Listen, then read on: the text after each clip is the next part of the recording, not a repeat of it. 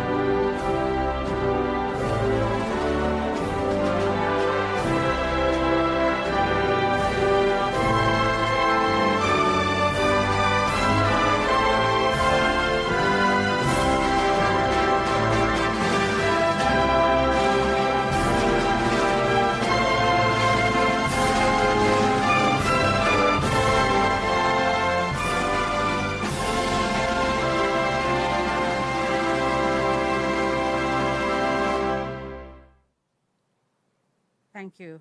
Thank you very much. You may now be seated.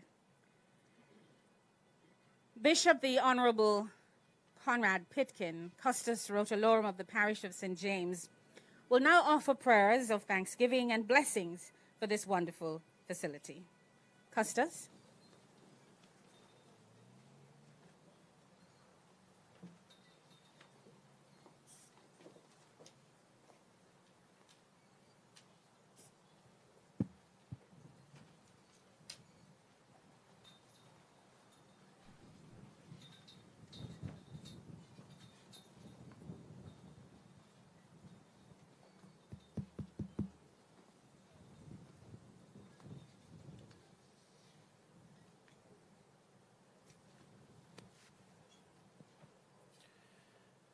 May I invite you to stand, please, another time. Let us pray.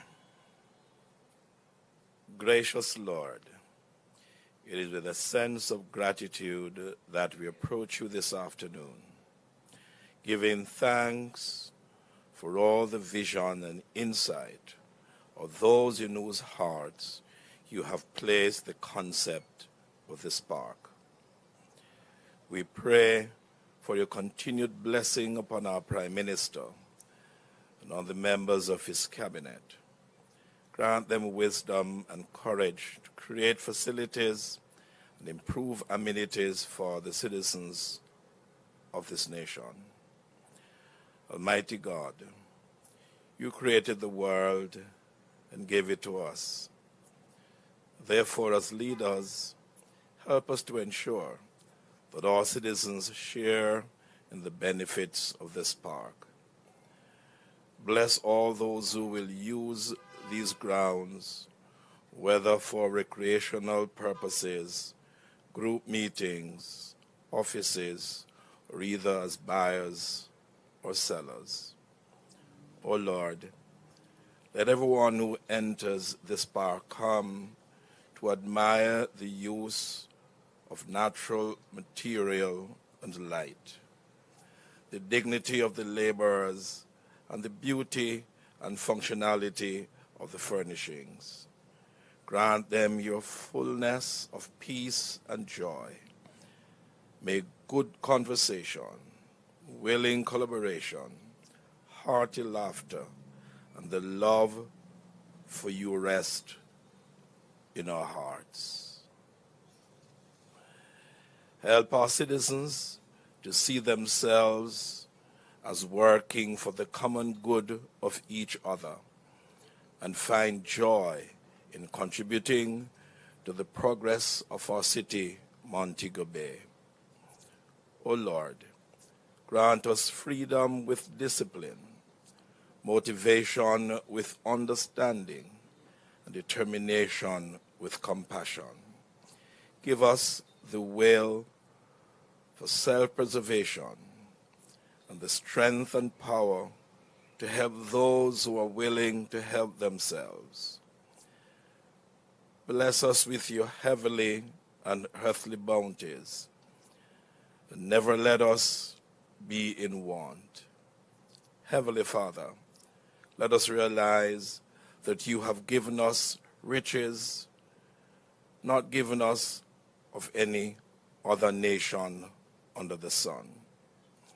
Help us to be ever grateful and accept the responsibilities you have given us. You are our God, and to you we would ascribe glory and honor now and forever. Today, Lord, we dedicate this park and all its facilities in the name of the Father, and of the Son, and of the Holy Spirit. Amen. You may be seated.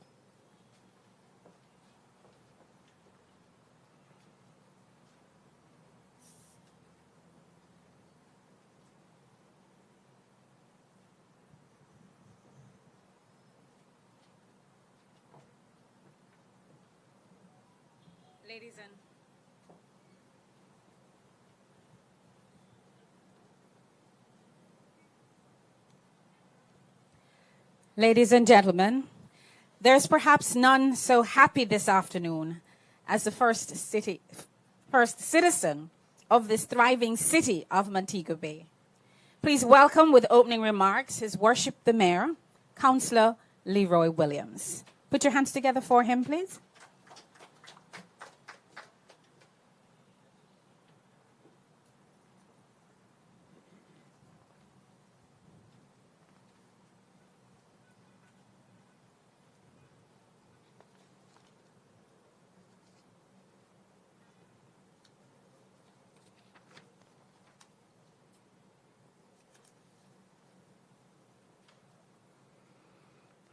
The Most Honorable Andrew Holness, Prime Minister of Jamaica, Dr. the Honorable Horace Chang, Deputy Prime Minister and Member of Parliament, St. James Northwest, Mrs. Marlene Malahoo Fort, Attorney General and Member of Parliament for St. James West Central, Senator Charles Sinclair, Councillor Montego Bay Northeast Division, Senator Ransford Burham, Chairman, Urban Development Corporation, Mr.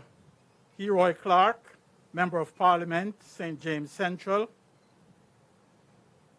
Honorable Homer Davis, Minister of State in the Ministry of Local Government and Rural Development, Mrs. Audrey Sewell, Permanent Secretary, Office of the Prime Minister and Ministry of Economic Growth and Job Creation, the Honorable Bishop Conrad Pitkin, Custos Rotolorum of St. James, the Honorable Mr. Godfrey Dyer, Chairman, Tourism Enhancement Fund, Ms. Heather Pinnock, General Manager, Urban Development Corporation, Dr. Kerry Wallace, Executive Director, Tourism Enhancement Fund, Mr. Winston Dare, Montego Bay Advisory Committee Member and Representative, Mr. Donald Mullings, Managing Director, M&M Jamaica Limited, members of the media, and all those persons who are viewing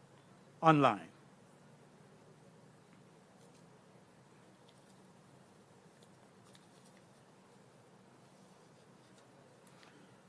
As the Mayor of the City of Montego Bay, it is an honor, a privilege, and a pleasure to welcome you all to the City of Montego Bay and to the opening of the Harmony Beach Park.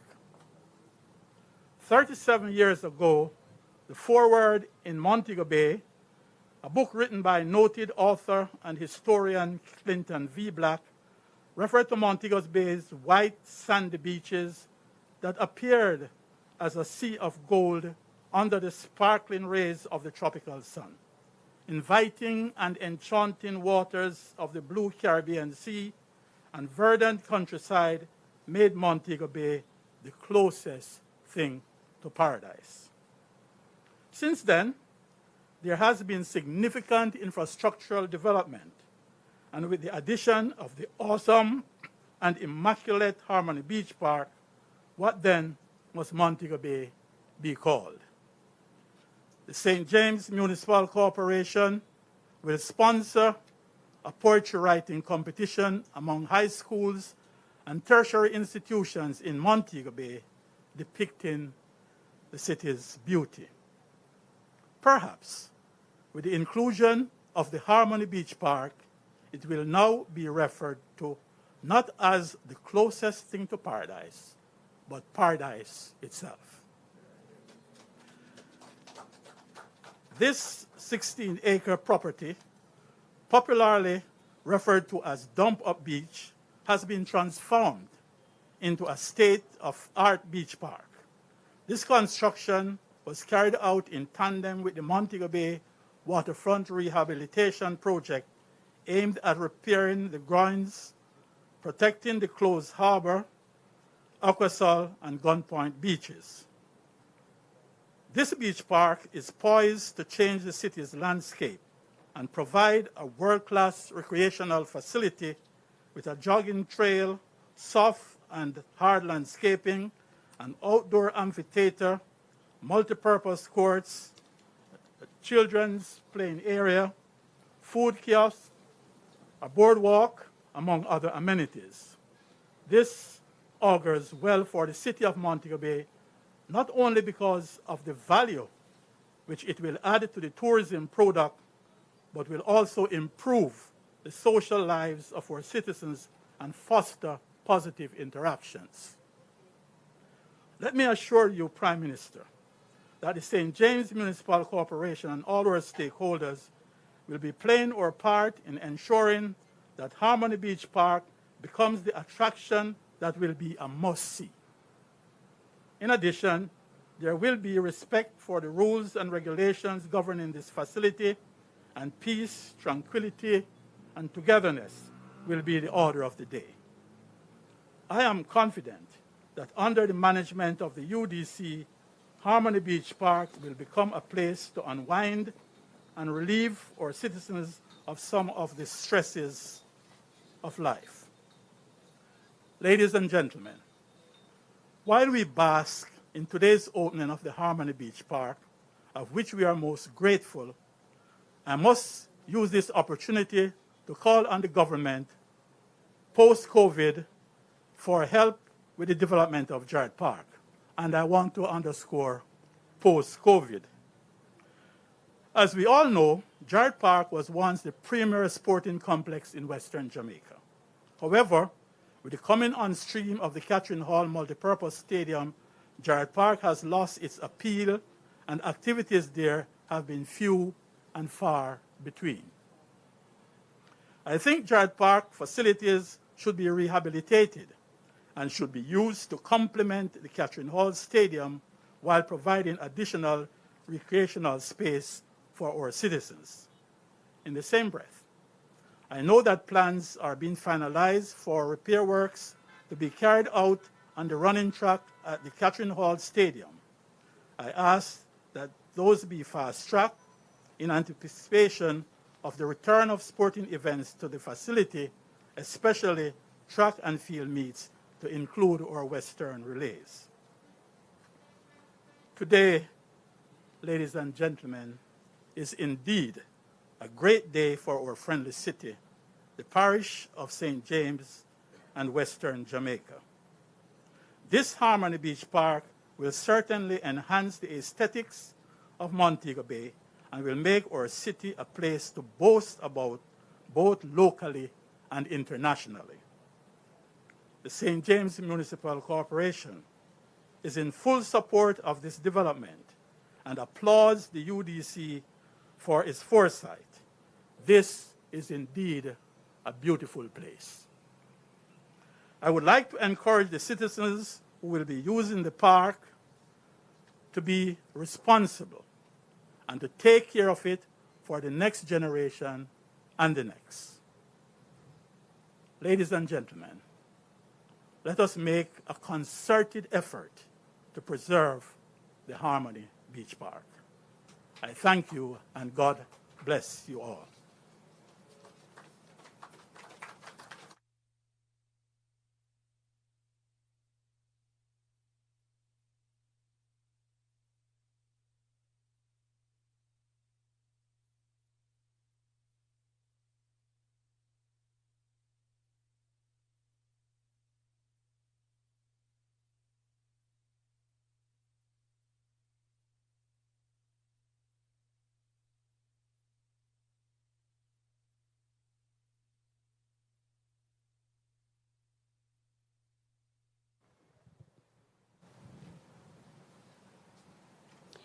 Thank you very much, Mayor Williams.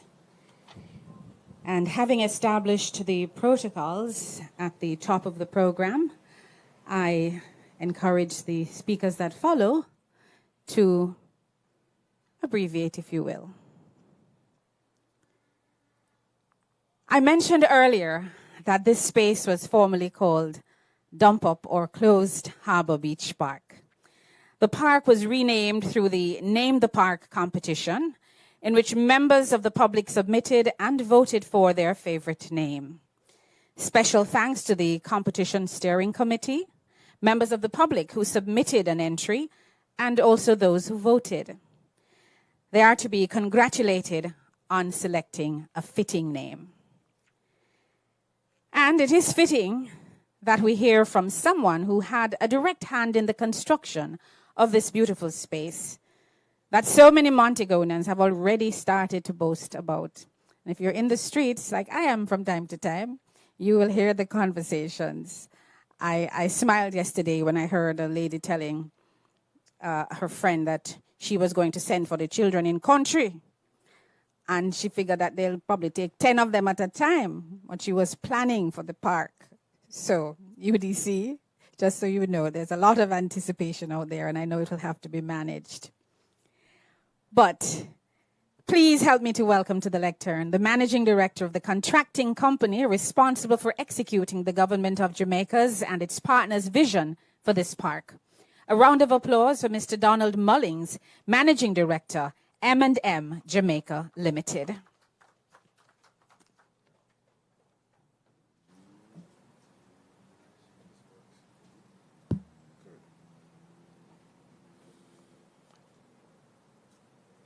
Thank you, Madam Master of Ceremonies.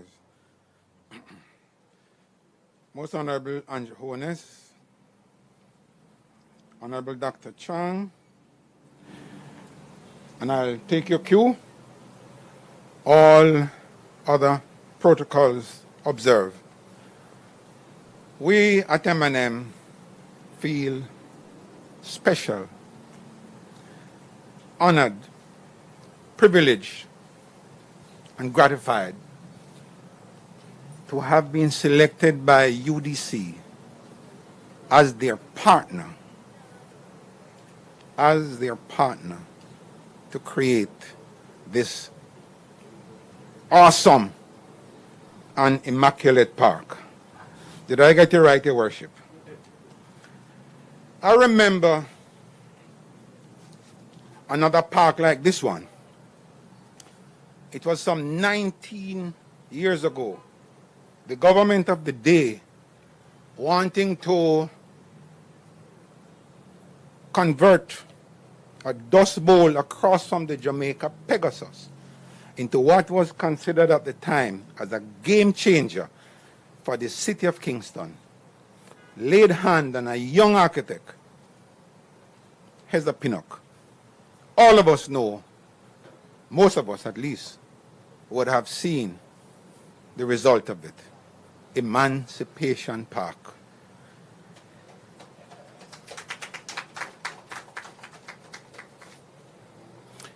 Fast forward to today. Instructions. Fast forward to today. The government of today wanting to convert what all of us know as Dumper Beach, Layman Corporation, headed by Heather Pinnock. This is the result. But I also remember the speakers. That was 18, 19 years ago. One of the speakers was the youngest member of parliament, Andrew Michael Honest. What I remember more than anything else about that presentation was his speech. One part I remember so well, when he advised the audience that orange at one stage in its development had to be green.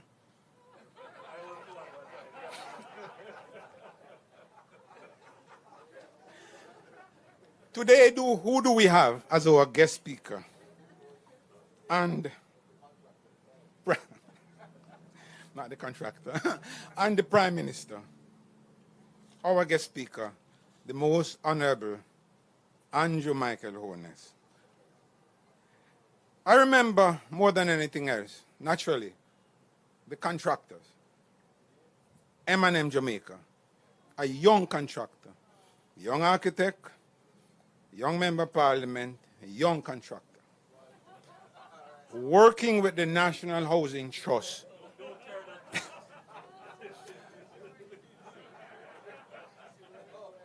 You know, what was more than interesting is the composition of M&M at the time. Our staff were generally young people. I think at the opening you would have seen the present managing director, Mr. Richard Mulling. We had young Jamaicans, and I'm emphasizing it, given the opportunity, we can move mountains. Young Jamaicans, as young as 19-year-old, that helped to build Emancipation Park. Young Jamaicans, as young as 19-year-old, that helped to build this park. Those young people work at Emancipation Park from 7 a.m. to 3 a.m., working to make Jamaica proud. Today, it is the same M&M working with a dedicated team of Jamaicans from the UDC, headed by Heather Pinnock, led by Andrew Michael Holness, our Prime Minister. Yeah, he's the head of UDC. Trying to make Montego Bay and Jamaica proud. You can judge for yourself if we have succeeded. The decision is yours. I have had, over the past 2-3 months, many calls telling me of the game-changing effect that this park is having on this very great city. But there are calls I didn't receive, and I suspect there are those of us who, before and after, will be walking around seeing the defects. A chipped tile, a door that a little ajar need adjusting, perhaps a leaking pipe. What can I say to them? I want to say to them, Bishop, you can help me here. Deuteronomy chapter 31, verse 8. Do not be afraid, neither be dismayed, for M&M will be with you. So I want to commit this company. And it's important we understand why I have to commit M&M. We have to understand that they are Jamaican organizations ready to work, ready to push the country along. All they need is opportunity. I am committing M&M to work with the UDC and the people of Montego Bay as long as it takes to ensure that this park functions as the way it was meant to be. We could have delivered this park even earlier. Heather, we could have cut 10, 20 days from this. We could have shaved 1 or 2 or 3% from our construction budget. We could have created a perfect park, no maintenance. But how could we do that? We would have to bring in too many workers from outside the Montego Bay area. Let me make it clear. This is a no-no within M&M. Over the past 1.5 years, I have had the pleasure and privilege of opening 1, 2, 3 facilities with the Honorable Prime Minister. Latbury Barracks, Jamaica National Service Building, National Insurance Fund Building in Montego Bay. The hallmark of our success on all those projects is that we rely on support from the community.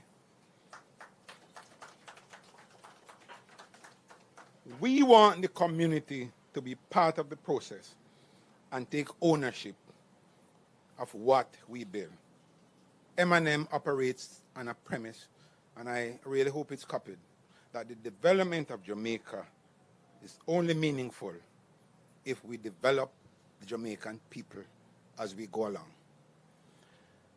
This is why Minister Davis and Dr. Chang, this is why we employed over 300 workers on this project, paying out in excess of $400 million in wages, several hundred million more in subcontracts, trucking contracts, and supply contracts. So this park is really built by the workers of Montego Bay for the people of Montego Bay. In ending, because we have a guest speaker, in ending, I want to tell you briefly, 2 minutes, a story, what actually happened here. On one of my visits to this site, I spoke to 3 workmen. Amazing response. Same question, what are you doing on this park? I saw one laying blocks. And he looked up at me as if, where did this bad man come from? Boss, you can't say me a mason. Same question to the second workman. He says, I'm trying to earn some money to take care of the youth. Question to the third workman. He looked up at me with a very broad smile and he says to me, I am helping M&M to build a park for the people of Montego Bay. I want to end by, again, thanking the UDC and thanking the leadership of this very great city, the Member of Parliament, the Mayor, the Mayor and the entire municipality, the National Works Agency, Jamaica Public Service, the people of Montego Bay, and of no less importance, the workers of Montego Bay. I want to thank you for your support and the many courtesies extended to us as we try to contribute to the development of our country. I thank you. God bless Jamaica. God bless Montego Bay.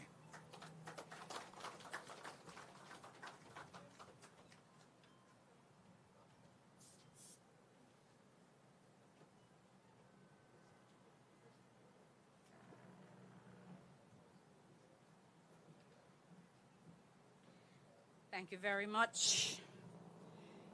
Thank you very much, Mr. Mullings. I'm going to have to take a rain check on that Deuteronomy scripture because I don't recall. But I do want to thank you for your commitment, and what you have said is so important.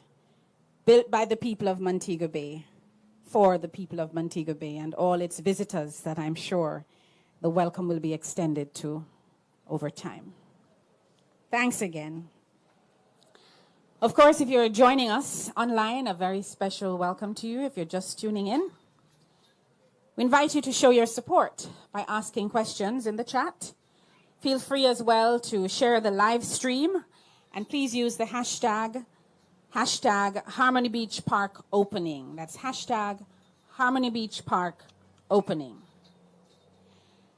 Ladies and gentlemen, we're going to now hear from the chairman of the Urban Development Corporation of Jamaica, Senator Ransford Braham. Please put your hands together and make him welcome.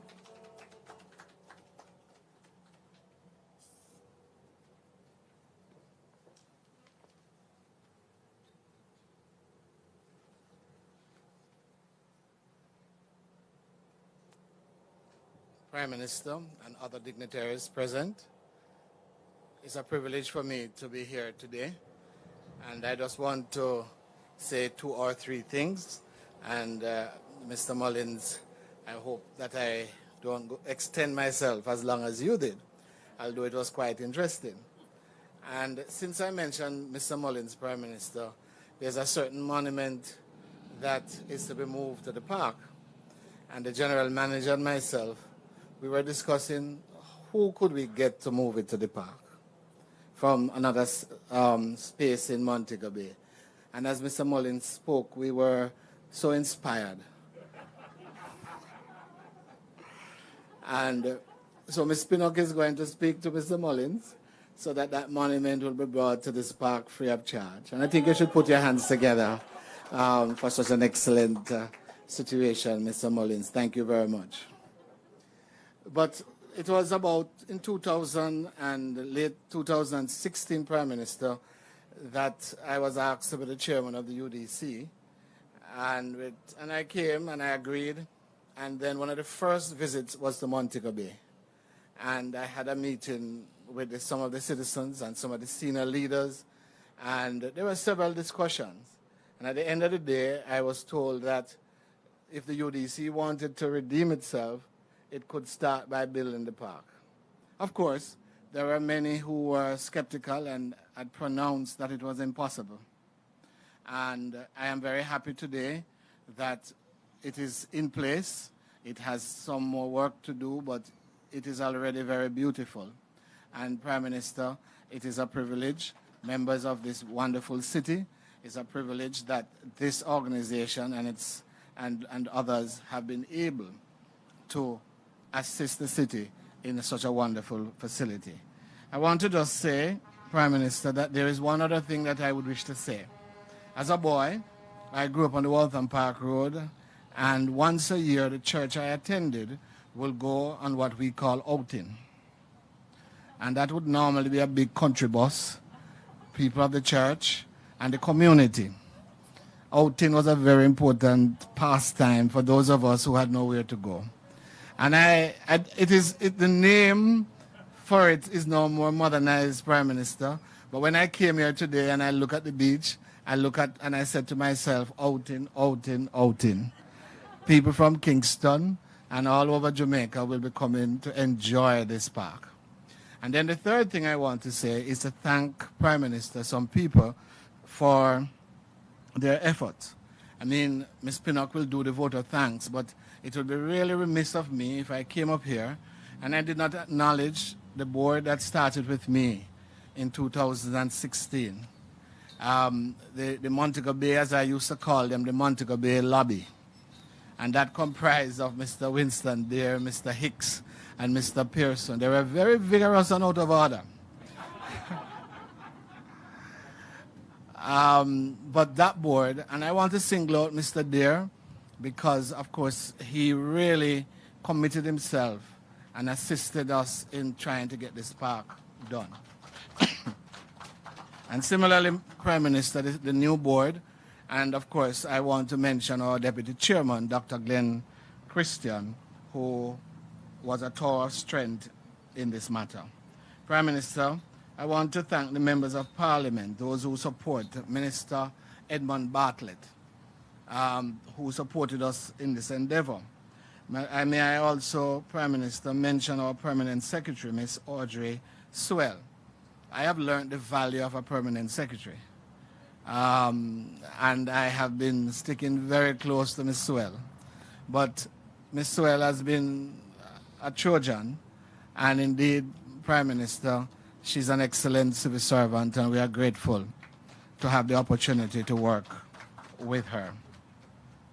Prime Minister, at the end of the day, we have the UDC staff, the management then and the management now. At the end of the day, we have the TEF staff that rallied to this project. But I want to say this, though, as I conclude my remarks, that without your support, this project would never have happened. It is not only that it was important, and I think it because you don't understand why you don't clap. But I understand, so I will clap. But not only the money was necessary, but the vision, Prime Minister, the fact that you caught the vision and you saw it and you understood it, that those who didn't see it were kept at bay. You know, you need your minister to keep some people at bay. And you did such an excellent job, sir. And we want to say that the UDC and the team, we are especially grateful to you for your efforts in this regard. And I end by saying that the UDC is still around. Did you hear that? Still around. After 50 years, the UDC is still around, doing good work. And we have some more things for you that you will see in the next couple of months or years. But we are grateful to Montego Bay for the opportunity to show what we can do. And when you get an opportunity to big up the UDC, please do not forget us. Thank you very much.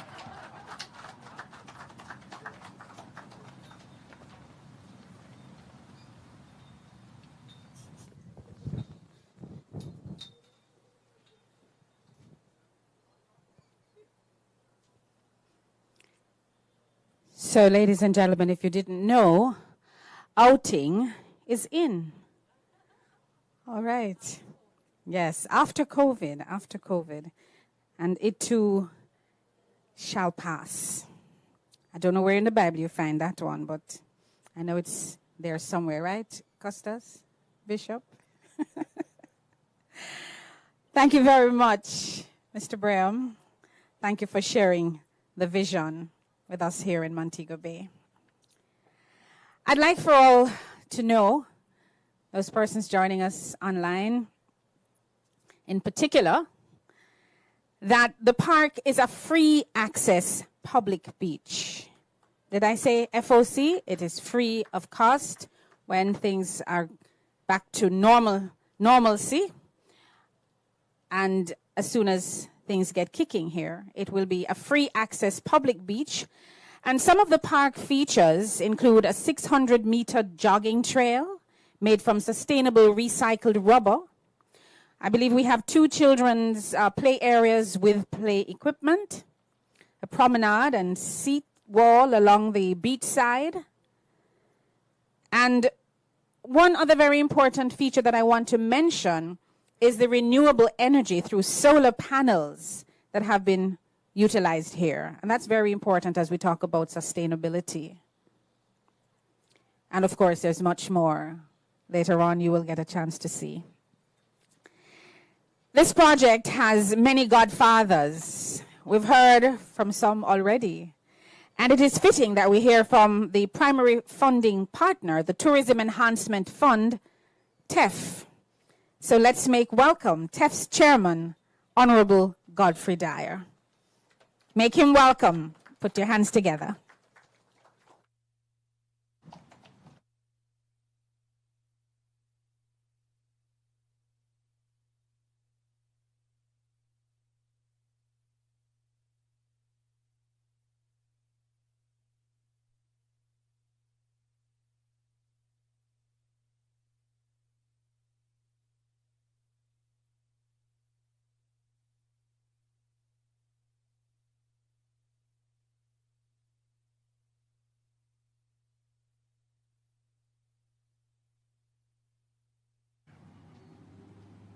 Most Honorable Andrew Honis,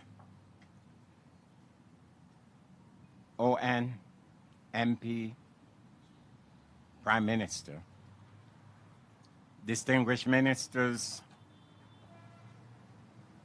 all other distinguished persons who are here, media, those who are watching us, good afternoon. In February 2019, ground was broken on this site for a much anticipated beach park. The site had been named Dump Up Beach by Montegonians because it had in the past been created years ago by dumping up the coastline. Pedestrians walking along Gloucester Avenue, which is now known as Jimmy Cliff Boulevard, could lean over on the wire fence to watch the seaside with fish gathered below. The groundbreaking ceremony, which was held under the big tent here, was a red letter day for many persons who attended and witnessed the symbolizing start of the project that would change the face of Montego Bay. It had a 2-year timeline for completion. But Prime Minister, I remember you urging the UDC to try and do it in 1.5 years. Although that was in fact 2 years ago, I do believe they met your challenge because actual construction did not start until 5 months later. And here we are today, officially opening the Montego Bay Park. $1.3 billion later. As everyone knows, I'm an adopted Montegonian, but there is no doubt that here is home. In fact, it had been for the past 57 years. I came here the 3rd of October, 1963, It was a Thursday. I arrived 2:30 in the afternoon.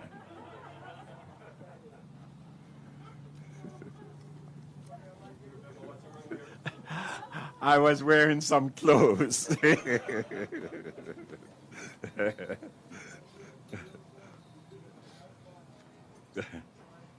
When I came to Montego Bay, there was no dump-up beach, no Walter Fletcher Beach, or any other recreational beach along here.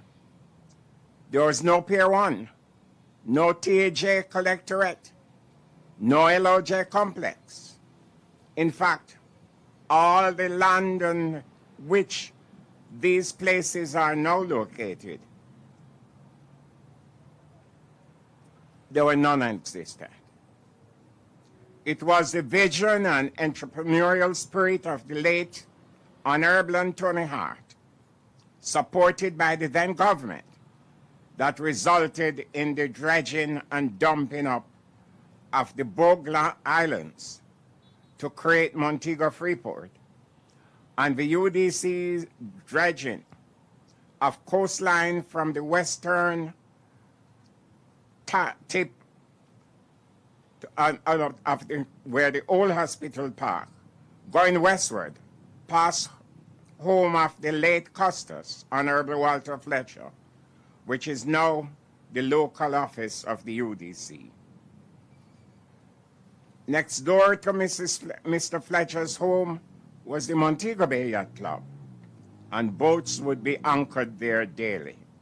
That's where Winston hung out sometimes.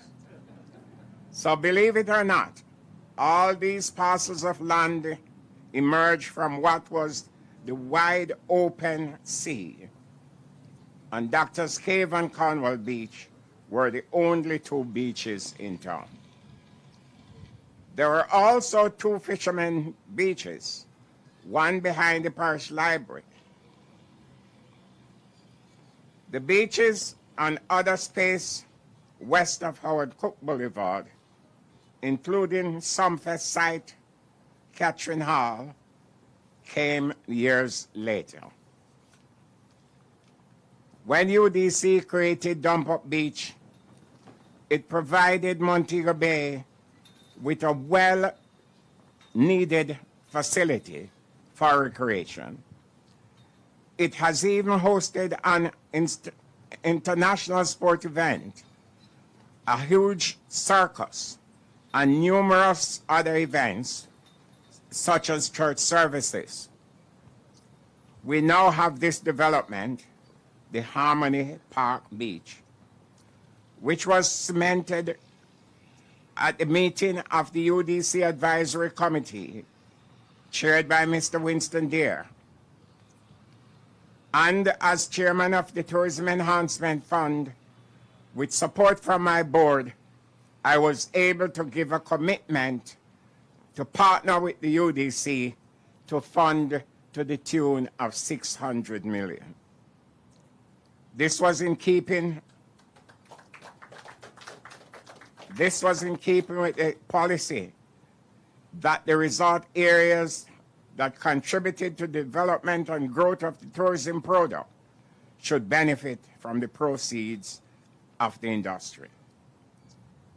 You will recall at the groundbreaking, a commitment was given that only that entry to the beach would, you would recall that at the groundbreaking, a commitment was given that entry to the beach would be free to the public. And after it had been built, Mr. Deere and I insisted that that would be so. The need was always seen for Montego Bay to have a public park.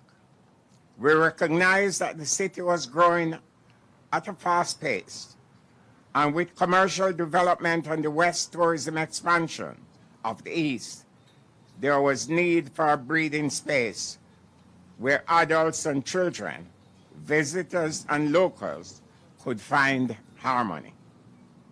There was no need for anyone to convince me to support TEF's very incredible contribution to this project, which has added a new dimension to Montego Bay as a city. I believe it has come at a most opportune time. COVID-19 has many people under lockdown for over a year. The opening of the park does not mean anyone should relax on observing the rules set out under the Disaster Risk Management Act or the protocols laid out by the Ministry of Health and Wellness. But I would like to believe that with strict adherence to the rules of social distancing, the proper wearing of masks and hand sanitization, a few relaxing moments in the park will do a world of good in lifting the spirits of the downtrodden. As many people now know, the new name is Harmony Beach Park, and it is our hope that it will really bring harmony to the thousands of Montegonians and others who will be using it frequently, especially after we have overcome the threat of the virus. One observation, however, as beautiful as the park is, a very important thing will be its maintenance. If it's not maintained, we have no park. I was doing some check around recently, and I gathered that the park, that beautiful park in Kingston, is maintained by the National Housing Trust from its inception. And the Housing Trust is to be congratulated for that. It therefore leads me to call upon the Montego Bay Chamber of Commerce and Industry, the Montego Bay chapter of the Jamaica Hotel and Tourist Association, to join hands with the advisory committee of the UDC and approach NHT, because when I check the contributions from Montego Bay, St. James, and the West is a lot. And I'm sure Housing Trust would want to be associated with this park.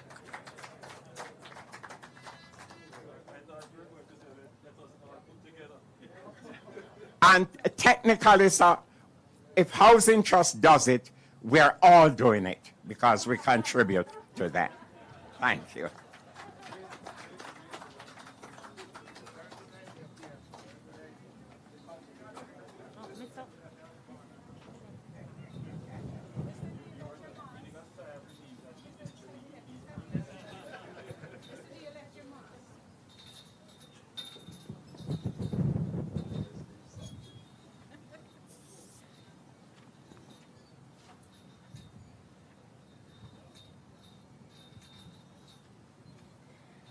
Thank you very much, Mr. Dyer. We got a history lesson just now.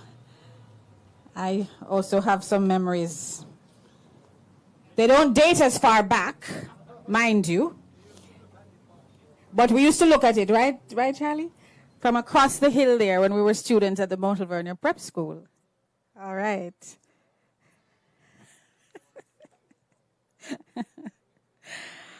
All right, so we did hear that the contribution of the Tourism Enhancement Fund took us to 600 million, and of course, that is from a total spend of 1.3 billion.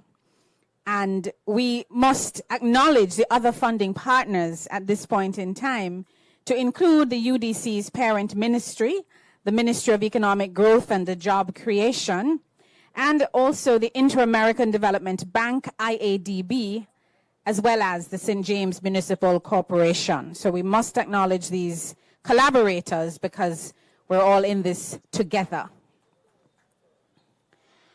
Now, Minister Bartlett was unable to be with us this afternoon. I know he has duties at Fitur, and his remarks are going to be delivered this afternoon by Dr. Carey Wallace, who is the Executive Director of the Tourism Enhancement Fund. So please make Dr. Wallace welcome.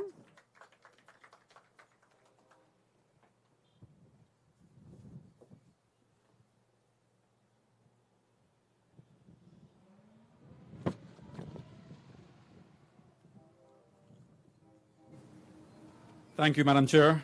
On most honorable Prime Minister, and members of your cabinet, senators, ministers, members of parliament, and all the stakeholders, chairmen, and executive directors. And I hope I've summarized well. And to those watching online, good afternoon. I know you'd have liked Minister of Tourism, the Honorable Edmund Bartlett, sharing in this very special occasion with you, Prime Minister. But as you know, being one of the most hard-working tourism ministers with responsibilities that go way beyond the borders of Jamaica, he happens to be in Spain. In fact, he sent updates just this morning with him and Senator Aubin Hill locked in high-powered meetings on behalf of Jamaica. This was a project that was dear to his heart, and I know words can't even describe how much he regrets not being here today. I'm sure everybody understands that given the role that the Tourism Enhancement Fund has played in the creation of this facility, that I take great pleasure in being able to share in the memorable event. The Harmony Beach Park is among the many projects funded by TEF, all of which we proudly stand behind. However, this one stands out like a masterpiece on a giant canvas. We were excited about the opening in March. I think it was around Easter. But we understand the requirements under the Disaster Risk Management Act. And us in tourism unreservedly support the cautious and carefully planned management of the COVID-19 pandemic. So we understand the postponement to today. As guardians of the tourism industry, with an appreciation for its part in fostering prosperity, we also understand all too well the importance of carefully thought out management and the implementation and monitoring of rules and protocols. Despite the jitters and restrictions in our main source markets, the tourism sector has been doing quite well, with hotel bookings as the numbers have been inching up gradually. Prime Minister, if Minister Bartlett was present, I think he would have highlighted that the growing numbers continue to look good for the upcoming summer months, and that an even clearer picture is emerging for the 21-22 winter tourist season, when it is expected that, barring another wave of the pandemic, international travel will be very encouraging. So the opening of this park is quite timely and gives the city of Montego Bay a brand new panorama that boosts its profile as a growing metropolitan center while enhancing destination Jamaica. The TEF is very proud to be a part of this groundbreaking initiative, which will help to transform the landscape of our tourism mecca. We look forward to Montegonians and Jamaicans in general enjoying the wonderful amenities this park has to offer with relatives, friends, and visitors alike. Finally, I'd like to thank the UDC, the St. James Municipal Corporation, M&M Construction, the ministries, the members of parliament, and all stakeholders who participated and collaborated in seeing this project through to success. It proves that when we work together, greatness can be accomplished. Thank you.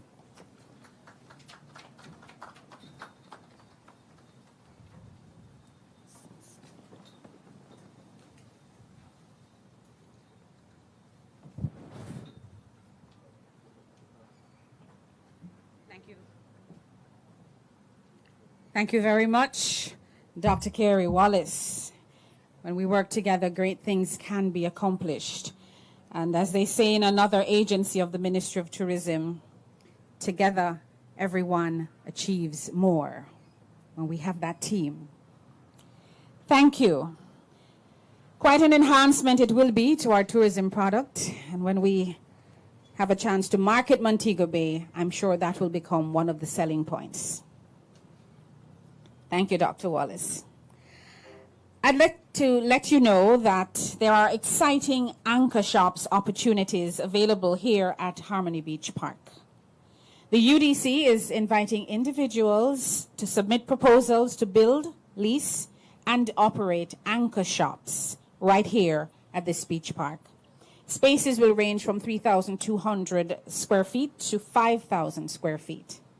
And for more information on this opportunity, I invite you to visit the UDC website at www.udcja.com/business opportunities. So for those persons online, please make a note of it if you're interested to participate in any of the anchor shops opportunities. www.udcja.com/business opportunities. And now another proud member of Parliament, our Deputy Prime Minister. He's one of the major beneficiaries of this too, you know. He is from the West and I'm sure equally proud. So please put your hands together and make welcome Dr. the Honorable Horace Chang as he comes with his remarks. We can do better than that. Come on, let me hear you.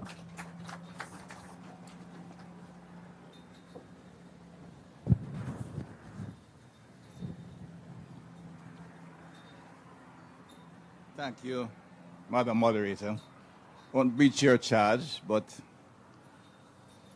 I have to, and I bring the shortest speech. All right? Recognize first now Honorable Andrew Michael Honis, the Prime Minister, but a true friend of Montego Bay, and one who Montego Bay consider a friend. We won't go into history, but when I come to write the books, I'll have to write one separate one for Andrew and Montego Bay. And myself, right? And I have to recognize my friends who have made St. James into an entire green space. Mr. Homer Davis, well, Mr. Bart is not here. Mr. Homer Davis, MP for South St. James, my AG, friend and colleague and part of the Montego Bay scene, and Marlene Malou Fort, and an MP for West Central St. James. I heard, and my good friend and political son, Mr. Era Clark, Member of Parliament for the Central St. James, which borders right here. I don't know when they were cutting the thing, and it nearly got, I don't know if it get cut that way, but the gully become the border. I think Sauder whispered something in the ear of the returning officer of the day. But we have shared the tougher parts of Montego Bay, in fairness. For a long time, first was councillor and then Member of Parliament, and together we have had to manage what is considered the city of Montego Bay, primarily the very urban areas. I know Ms. Malofo takes a little piece of it down there, but she is worthy of getting the nicer part. But that's what I call with that. I also have to recognize our spiritual guide here, Bishop Pastor Pitkin, Costas Rotulorum. I won't go into history of it. It's been a long time, and one we recognize, and other distinguished ladies and gentlemen here, all friends, and I've had a long-standing relationship with pretty much everyone. Without going to correct a few things, but I must remark that my first, M&M's first visit to Montego Bay wasn't so young then, although I was written up as a young Turk back in 2016.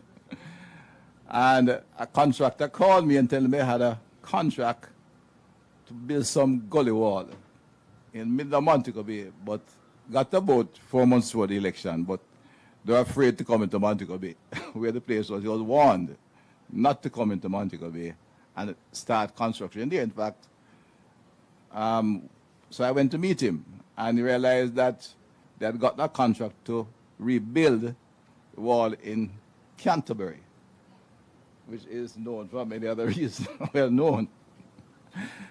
And we had a discussion, and I got very involved time in what we're supposed to be doing. And I'll make a few comments, well, very briefly. What I said to him, however, and just to commend my workers in Montego Bay, I said, and I sure remember Mr. Mullings, I didn't know him. Many people think today Don has been my friend for many years, and they see us as some special relationship. I didn't have a clue who he was, or what he was doing, or what he could do. But I said to him, look, the important thing in dealing with the workers of Montego Bay is that you agree with them before you start working what you're paying them for the job. And when you're going to pay them on time. If you decide to pay them on Thursday evening and Friday come not paid, they're going to take the pay somehow. And if it's Friday morning, Friday evening, and you don't pay them Friday evening on time, because they want it early on Friday, then they're going to take the pay somehow between Friday evening and Saturday morning. That is the reality of Montego Bay. He said to me, that's not a problem. And later on, I got involved and realized that others' view of the workers in Montego is such that he told me, which reflects maybe the man's character, as to how the contract was structured. Because they had put in there at the time when we were awarding contracts Prime Minister, and I'm sure you have seen the change, that there was a huge contingency fund to take care of the challenges in somewhere like Canterbury. After I advised him, in fact, he went in and with those workers, whom he was warned, he not only built the 400 feet of, with more than Udrine, gully walls to be built. Having been given this huge contingency and nobody, in fact, attempted to even extract a dollar, he ended up building 600 feet of gully wall out of the same budget, on time and within the budget, and corrected the place. And from then, we have had a relationship. And I said that to just not only to commend the contractor's work, but the workers who helped to build this park. Again, it was a team of Montego individuals who, every time they're coming to do work, you always know, so does home, and know there's questions about how they'll get through. But we have never had any problem. They have had significant major work done. They, in fact, it was largely a Montego Bay workforce that rebuilt the Montego Bay Airport. We consider one of the finest in the Caribbean, and their contractors have had a good time working and doing well in the station. So I want to extend my, I said, at this point, my commendation to the workers involved. It's for me a real pleasure to be here, not so privilege, since it's my constituency. A real pleasure to see the conversion of this formerly dump-up beach to Harmony Beach Park. It will be a major contribution to the town's resort. And what I'd like to say here is that we have always considered and known we are the leading resort in Jamaica and possibly in the Caribbean in some sense, with the biggest airport, a cruise ship port, and a number of guests coming through. In a sense, maybe 90%, 99% of the guests coming through into Jamaica come through Montego Bay, and a lot of them through the Montego Bay Airport. After today, we can say we're not only leading resort, but we are the best in the Caribbean with Harmony Park. But a little bit of a correction, Mr. Dad. There was something here now, and I have to take a view. So behind me, where the parish library currently sits, and the courthouse, which is right across the road. There are two things. First, before the parish comes, before this parish library and the courthouse was what they call Marga Bay. It was always a bay. And there's some work to be done about that. We now have what is a beautiful Harmony Beach, but Canterbury, which replaced Marga Bay, is still there. And we'll have to direct the housing trust money there first. You'll have to pass that around among the Chamber and Rotary Club and JHT to help us maintain the park. We'll insist. In addition to that, I'd like to note, right behind the library was a fine little beach. I won't forget that because, see, Cornwall Prime Minister was a non-co-ed school. And Saturday morning, reading circle gathered in that beach. And Harrison was, of course, I'm the leader of the heat, but we had the privilege of some rather interesting figures from Montego Bay High School and Montego joining Reading Club. There was a nice, there was a beautiful beach right there. Yeah. But Prime Minister, I just want to extend on behalf of the people of Montego Bay and to all the members of the government who have helped to made the effort to have us have this situation today. Of outstanding note and reinforced by your comment, Mr. Dye, is that this park is being built by the taxpayers' money of Jamaica. Historically, we have gone through a period where almost every major event was built by borrowed funds, international partners, contributions. We have so, which is still a valuable part of Jamaica's development program. But I think it gives special pride to stand here today in what is maybe one of the finest recreational development on the North Coast. And we know it was built by money from the Jamaican government coffers. It's a major departure from tradition.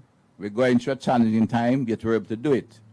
And I'd appropriate to mention, too, that we have taken the decision to build the Montego Bay Perimeter Road, which will be another major utility infrastructure in St. James, and in particular for Montego. It's being built by money from the Jamaican Treasury. I mention these because the truth is that not only it shows the commitment of the government to bring in infrastructure and to invest in Montego Bay, but it tells you of the quality of the stewardship of this Prime Minister and his Minister of Finance.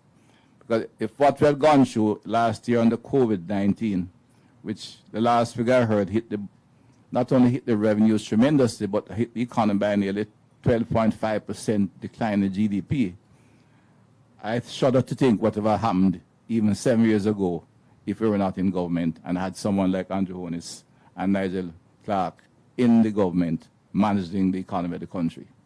We still chance ahead, but we want to assure the Prime Minister that we will work with the government, not only as a Minister of Government, but the entire community of Montego Bay is committed to working honestly, working hard, and ensuring that we can recover from the COVID-19 stronger. We have challenges in Montego Bay. On the other side, from the seat I sit, we know we have other challenges, but we have kept moving the town forward, and we will keep doing so. We are going to overcome all of those challenges and keep the economy of Jamaica moving, dynamic, and Montego Bay will be a major contributor to that. We have seen the kind of entrepreneurial spirit of this town emerge over the last 20 years. It will continue to grow and will continue to make our contribution. But this park, as I said, is an indeed pleasant, welcome, and beautiful addition to the coastline. We know it is part of a wider plan I allow you to speak to, but we all are proud to have it here. The constituency is proud to have it as part of its facility, and the entire St. James is happy to have it here. And we want to, again, I said, express my appreciation on behalf of the community. Our General Manager will give the vote of thanks, but that's on behalf of the UDC and others. I am saying thank you on behalf of the people of St. James and all Montego Bay. Thanks for really extending to us. And you are still not just the Prime Minister of Jamaica, but we see as one of Montego Bay's sons at this point in time, Prime Minister. Good to have you, and it is a privilege to be here and a pleasure to be part of the opening of this wonderful facility, which I've seen the conversion of Dump Up to Harmony Beach, the outstanding recreational feature of the North Coast. When next they're coming into Montego Bay, we'll tell you, make sure you pass through the park. It's the place to be on the North Coast. Thank you very much.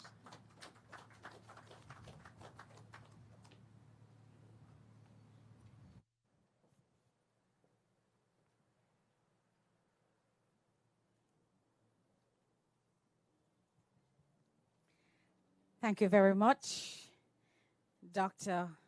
Chang, Deputy Prime Minister of Jamaica, for commending our workers. And that's, I think, such a wonderful thing that we're able to source the labor here. And I'm sure that made a big difference in the last year, because we know what would have happened in many instances to persons working in the tourism industry directly, who would have taken quite a hit. And you mentioned some of the assets that we have here in Montego Bay, the cruise port, the airport. And now we all know that Montego Bay is marketed as the complete resort. Now we have an addition to put to that. Harmony Beach Park will now make it even more complete. Thank you for your commitment to building Montego Bay. Ladies and gentlemen, right now we're going to be entertained a bit. We have Mr. Keith Sr., and he's accompanied by Richie Sachs, and they're going to perform for us at this time. So make some noise. Put your hands together as we bring them to the stage.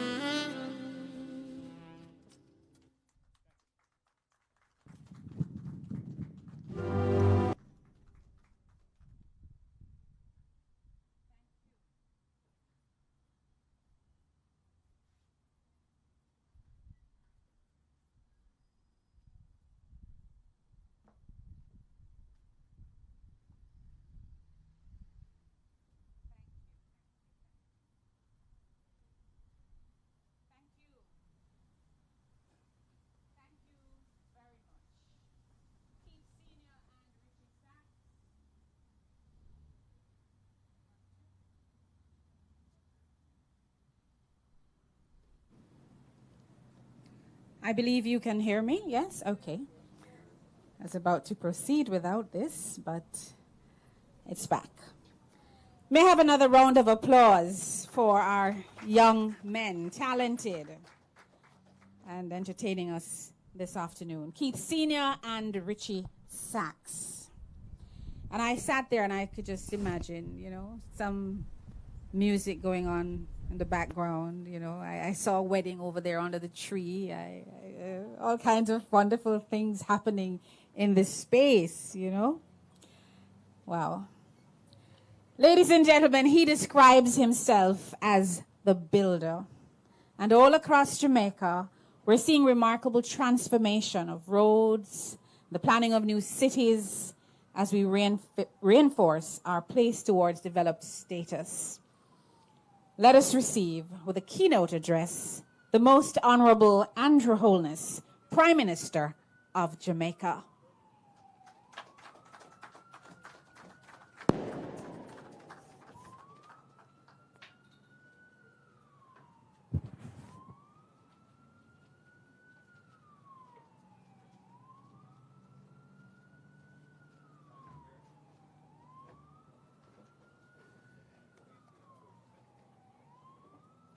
Thank you very much, Madam Director of Protocol and Master of Ceremonies,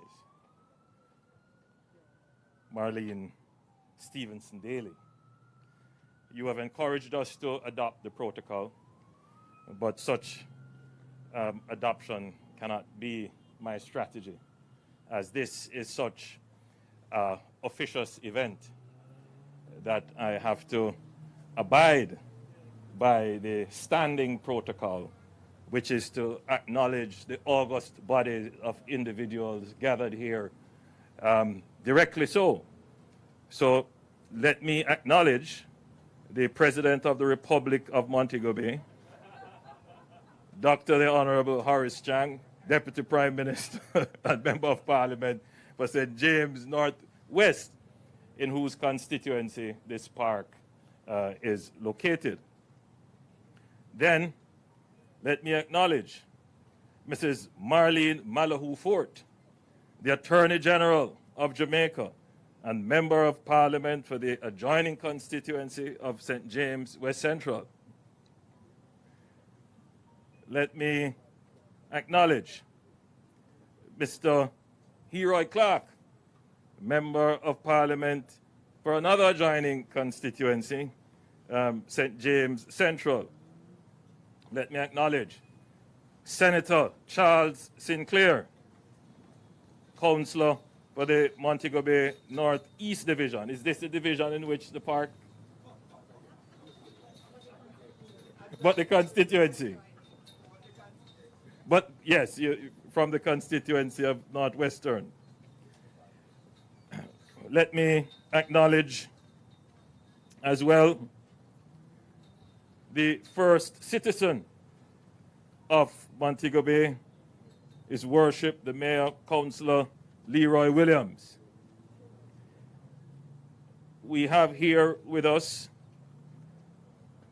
Permanent Secretary in the Ministry of Economic Growth and Job Creation, Permanent Secretary Audrey Sewell, who is also the Permanent Secretary in the Office of the Prime Minister.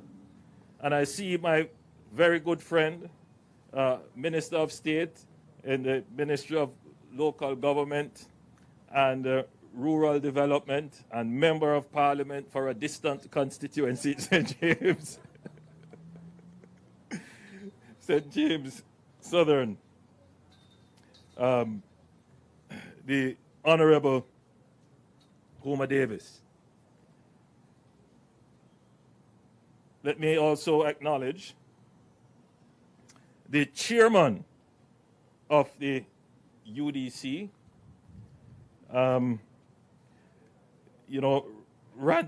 Senator Ransford Braham. When I called upon you, Ransford, to take the job as chairman of the UDC, you were reluctant. And I had, I tell you the story because Ransford put me off about 3 times. And I literally had to pursue him to become the chairman. And now he loves the job so much, he...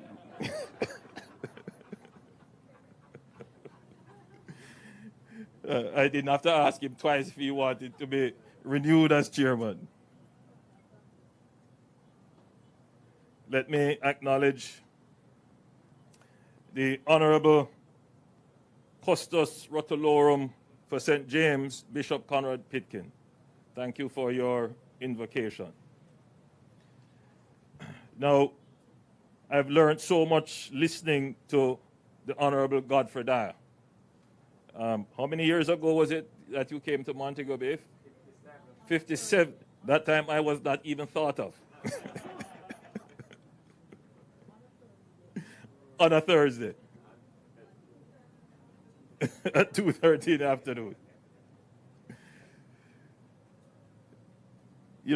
Heather Pinnock, General Manager of the UDC and your team, I didn't realize that you were the architect for Emancipation Park, the project manager.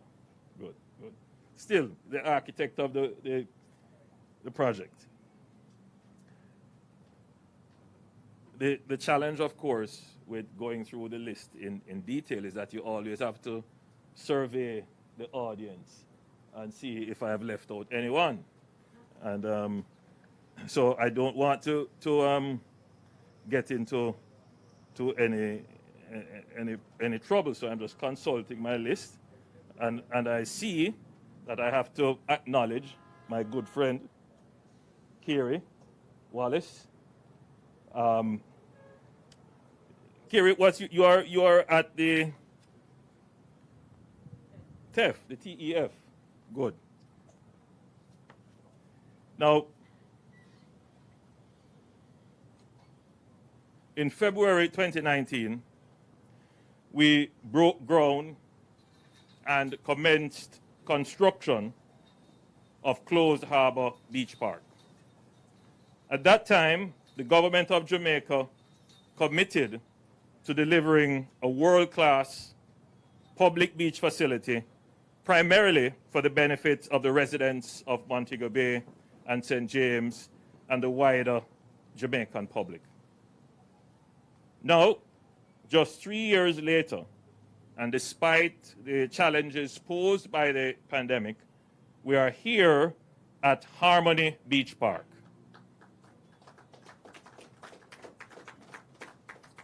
The project has evolved tremendously over the past several years, from dump-up beach to closed harbor, and finally to Harmony Beach Park. I certainly did not like the name Dump-Up Beach. As a non-Montegonian myself, I inquired why was it called Dump-Up Beach. I finally got the answer. Thank you. I couldn't understand why closed the harbor. Just didn't sound elegant enough. And finally, we got a name through consultation, a name which is really relevant to the times, Harmony Beach Park. Because if it is one thing that we really need in our community, in our household, in our country, it's harmony. So this is really the people's park. The people named it. It is your park, and it is free for you to access. What you see here, ladies and gentlemen, is the culmination of dedicated and collaborative work by the UDC, the Tourism Enhancement Fund, the Inter-American Development Bank, the Ministry of Economic Growth and Job Creation, the St. James Municipal Corporation, and other stakeholders within Montego Bay, and of course, the project contractor, M&M Jamaica Limited. You've brought back memories of the opening of Emancipation Park. And indeed, one could say that when this park was conceptualized, it was done with Emancipation Park in mind, that this would become the symbolic, the iconic park of the western part of Jamaica and indeed the city of Montego Bay, as indeed the Emancipation Park represents for the city of Kingston.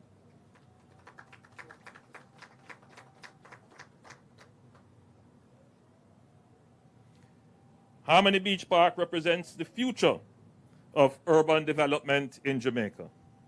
It embodies where we're going in terms of urban planning and the commitment of the government of Jamaica to introduce more green spaces in our communities. It is well documented that green spaces and other nature-based solutions increase the quality of urban environments. Green spaces promote healthy lifestyles and improve the health and wellness of residents. For this reason, I encourage you to see the beach park as a turning point for what you can expect from the government as it relates to sustainability in development.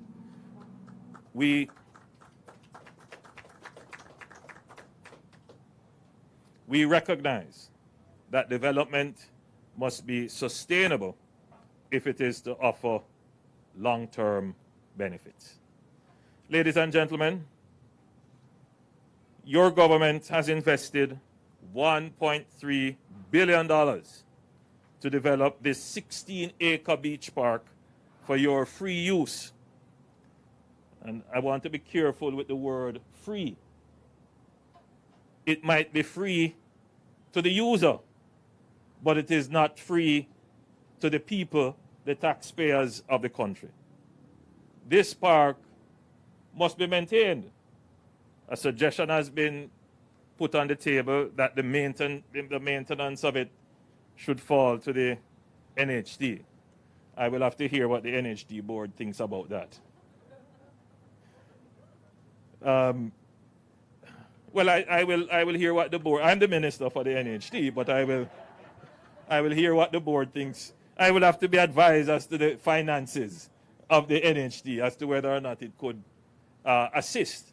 But certainly, the maintenance of these national assets fall to the government, and the government cannot resile from it.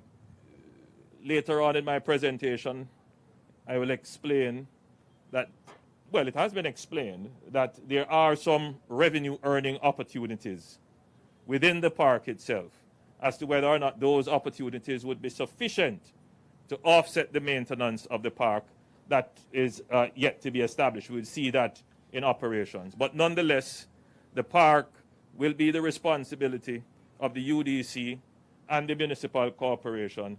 So there is adequate coverage of national agencies to ensure that it is maintained. And not to forget the TEF. And at that point, this is not to be looked upon. This is not to be looked upon as a favor from the TEF. Minister Bartlett, unfortunately, could not be here. He's on duties overseas, trying to encourage more investments into Jamaica in the tourism industry. But in our discussion, it is well understood that the purpose of the TEF is to ensure that the value that is gained from the tourism dollars, that some of it is used to develop the tourism product, but to ensure that the general public gets benefit from tourism.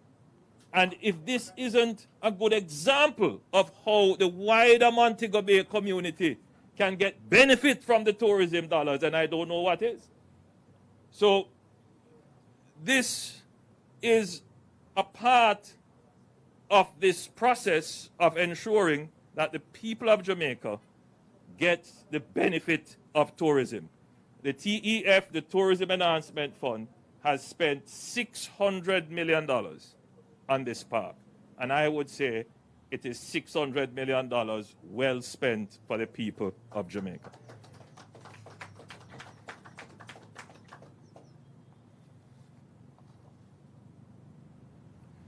But the government of Jamaica is going to spend a further $328 million this year to continue the protection of the coastline in building more grounds and protective structures to ensure that the same land that we had dumped up years ago, we don't lose it in years to come. And that the beach that has been created or naturally created in some instances, we don't lose those beaches. So we are making the investment in the capital infrastructure around these lands to protect them, because there are other projects to come, other major projects to come. I'm also happy with the fact that over 200 Montegonians were employed here. I came here on 2 occasions, and I saw the workmen and women and had the chance to interact with them. They were not all skilled workmen. Some of them learned skills here.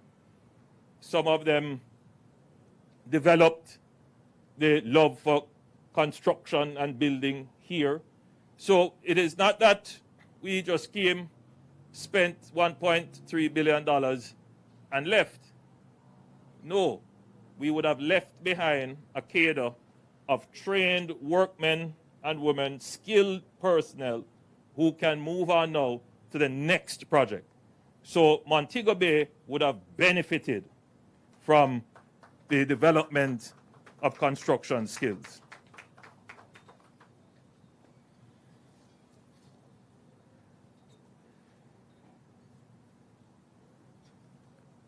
There are anchor shops here and other opportunities for the development of commercial operations in souvenir and other things, entertainment.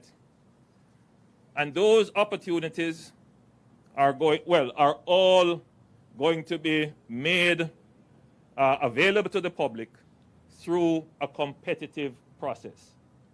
That is a direct, I don't like to use the word instruction, but it is a directive.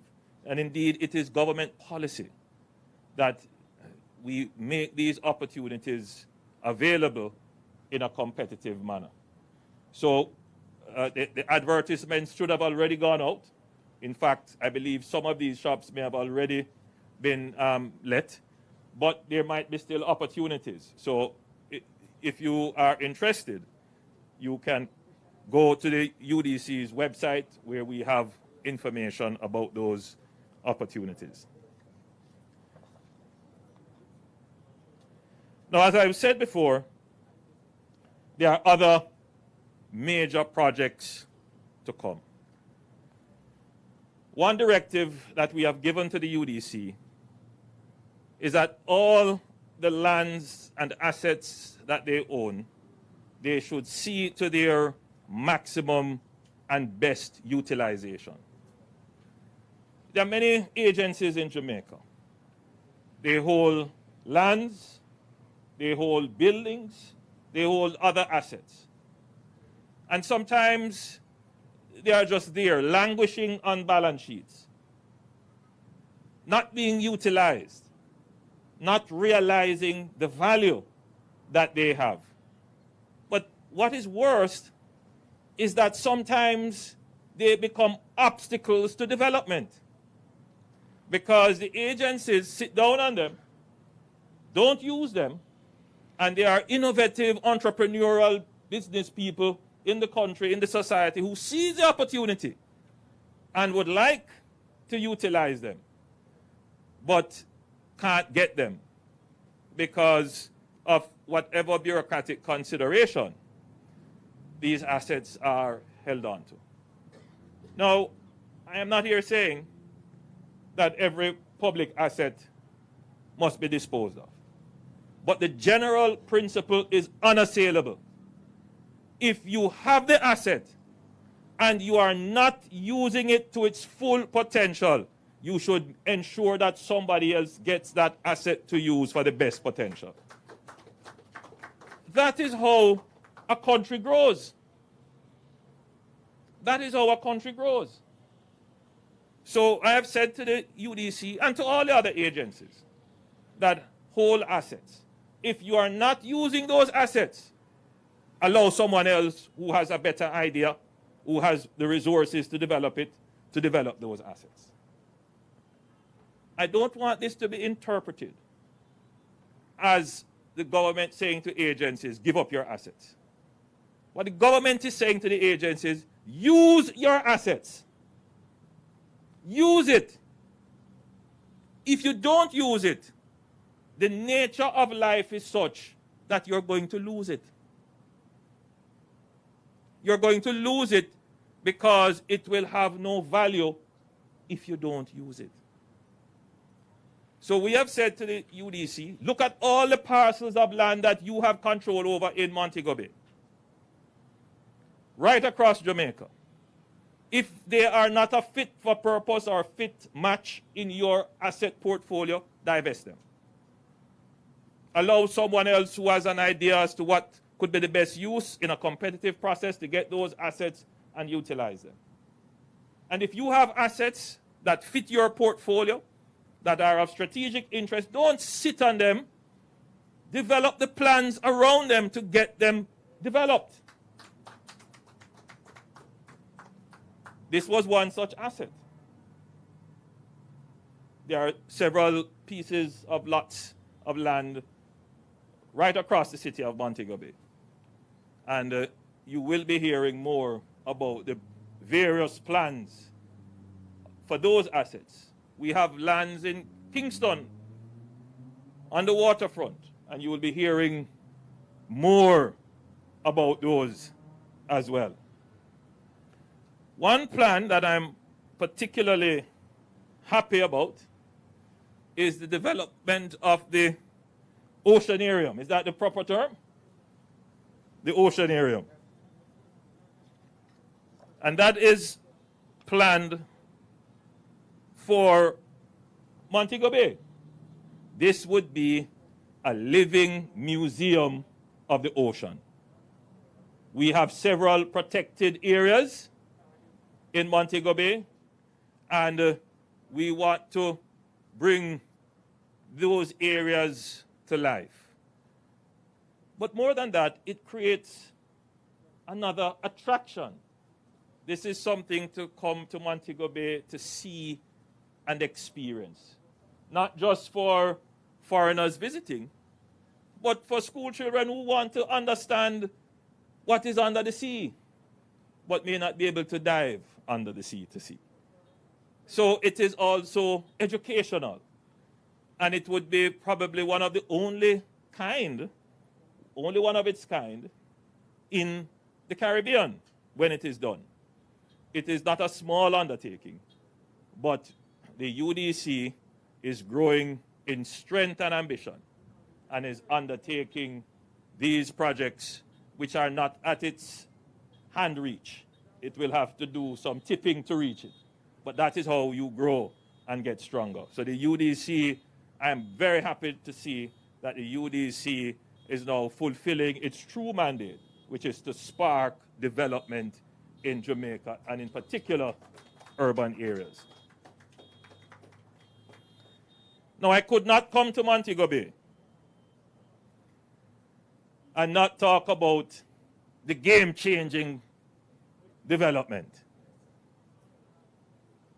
I couldn't come to Montego Bay and not address the topical issue of the time. And I'm going to be very careful about what I say because this ceremony is not a political ceremony. So I'm going to choose my words and phrasings carefully.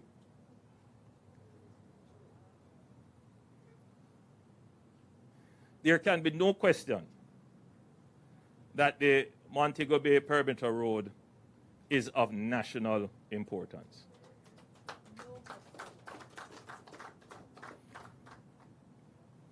The Donald Sangster International Airport carries more passengers into Jamaica than the Norman Manley International Airport. Those passengers are not just coming off in Montego Bay and staying in Montego Bay. With the development of the highway, the first flight you can get into Jamaica, if it lands in St. James, then you take it and just take a 2-hour drive into Kingston. People do it all the time. So the impact of putting in place this highway, which will avoid the traffic in the town, but more than that, relieve the traffic in the town, increase the productivity around, you hear me saying town, around the city, which will increase the efficiency and productivity of the people who work and live in the city and who have to traverse between Kingston and Montego Bay, or Lucy and Kingston, or go as far as to Sabalanamar and Kingston, driving through St. James. It will generally increase efficiency and productivity of the country. But more than that, it will allow the city to breathe. It will open up new lands for development, both for housing, industrial, and commercial. It will give us an opportunity to have better control of traffic, and believe it or not, that also leads to better control of crime in the city. So it is a project of supreme national importance. Now, the law that allows for the declaration of a project as being a national project was passed in our parliament in 2015. The minister at the time, who would have brought that legislation, who would have brought it especially in the Senate, would have been the Minister of Justice, who now happens to be the leader of the opposition. So I find it a bit curious that one, having brought the law to allow for the declaration of a national project, would now be critical of the very law and process in declaring a national project. There's nothing wrong with the project. It is a national project. Almost everyone in Jamaica agrees it is a national project. The other issue around the declaration of the project is the view that somehow the government is trying to avoid scrutiny, transparency in the procurement process. As it turns out, the process that we are now using adds greater scrutiny and transparency than what was the original proposition. The original proposition, ladies and gentlemen, friends of Montego Bay, was that the government of Jamaica, through bilateral arrangements, would have essentially entered into negotiations with the government of China through China Exim Bank to finance the development of the project. Whenever you enter into such arrangements with Exim Banks, they usually specify that you have to use our materials, you have to use our contractors, a peculiar specification, but one that sometimes comes up, and it has come up in our contracting with our Chinese partners, is that you have to use some amount of Chinese labor, that you have to give concessions on equipment and other fiscal incentives. And then, of course, the negotiation on the loan and the percentage, all of those are sometimes, more often than not, subject to non-disclosure. So that process is not a transparent one. And it is not one that is open to much interrogation. The people who are questioning this process now, which is open, we've come to Parliament and we declared, we have put together a negotiating team and everything they do will be made public. Those persons who are criticizing this never uttered one word when the government was negotiating and dealing directly with the government of China. It leads me to ask the question, why?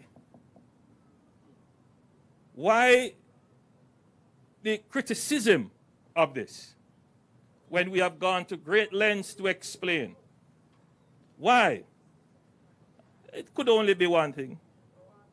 That they don't, well, you have said it. That they don't want the government to add another successful major project under its belt. I mean, when they see, when they've seen that we have taken the projects that they negotiated but didn't complete, they negotiated with the government of China the Mid-P program and took almost 3 years before they started one of the projects. We came and we put it on a fast track. And we didn't do them one after the other. We were doing them at some times simultaneously, getting them done quickly because there was some risk to the loan agreement that we had because we were not performing as agreed under the loan. And we took those projects and we got them done. We got some criticism for the discomfort that the public experienced.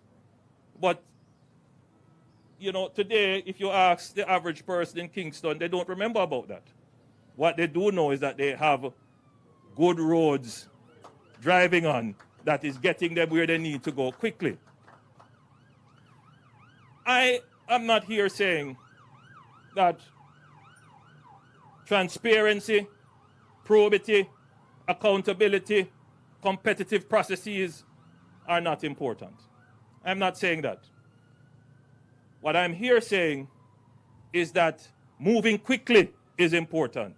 Getting things done today rather than tomorrow is also important. Taking the fastest and best way to bring prosperity to the people is also important. Understanding that the people of Montego Bay have been literally suffering in traffic for far too long, that is also important. And what the people of Montego Bay will know is that you have a government that can move quickly, but also move efficiently. You have a government that can get things done fast, but get it done within the law. You have a government that will get you the best quality outcome and product, but get it done with probity and transparency. We are not sacrificing one for the other. It is time that Jamaica has a public bureaucracy that can abide by the rules and deliver on time, within budget, and of the highest quality. And that is what this government is doing. So we have put in our budget just over $1 billion to start works. You may not be seeing the excavators and tractors this year in any significant way, but you will see the acceleration of land acquisition. You will see the acceleration of the planning and designs and further geotechnical surveys and so forth to ensure that the alignment that is chosen is the right one. You will see an increase in consultation with the public, especially where there might be areas of contention. You will see an increase in information about what the negotiating team is doing. And I would like to say here that I have asked the permanent secretary to write to the Integrity Commission to invite them to sit as observers on the negotiating team. I mean, you know, my own view is that we should be able to, as a government, do this without the Integrity Commission. They would come in if there is an issue. But the Integrity Commission is there to give confidence. And so I've asked the permanent secretary to invite them, if they so wish, to come on board, because we have nothing to hide. So the Integrity Commission, I hope, will respond to us in a positive way and come on board and be an observer in the process. And I would also like to announce that I had the first meeting of the negotiating team, was it Thursday, PS? On Thursday, where I outlined to them the objective. The objective is to get the best quality output, and therefore we are going to ensure that whatever it is that we do, it accords to international standards. We are targeting the American highway standards. We have said to the team that you must get the best prices. And these prices are not secret or mysterious. There are standards for them, and we can negotiate them. And the truth is that this negotiating team is experienced. It is the same negotiating team that negotiated all the works under the Mid-P project. It is the same negotiating team that is dealing with the issues of the South Coast Road Improvement Project. So they know what they are looking for. And we have said that we must ensure that the work is completed on time. I want to also address the concern about local contractors.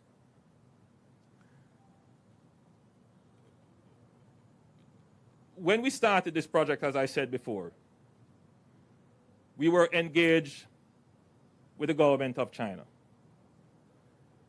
Some of us would have forgotten that in 2009, we had probably the worst recession in 100 years. There was no interest to invest in Jamaica. The then government went to China and encouraged Chinese investment in Jamaica. Some of you may not remember, but I will refresh your memory, that the North-South Highway was abandoned for many years. And the Chinese came to Jamaica and they completed the North-South Highway. There's no question that that highway has increased productivity and efficiency in the country. The government then engaged the government of China in a general development project called JDIP, the Jamaica Infrastructure Development Project. And then the next government, the now opposition, engaged the government of China in the Mid-P project. And so it was clear that there was an intention of governments across administration to engage bilaterally for infrastructure development.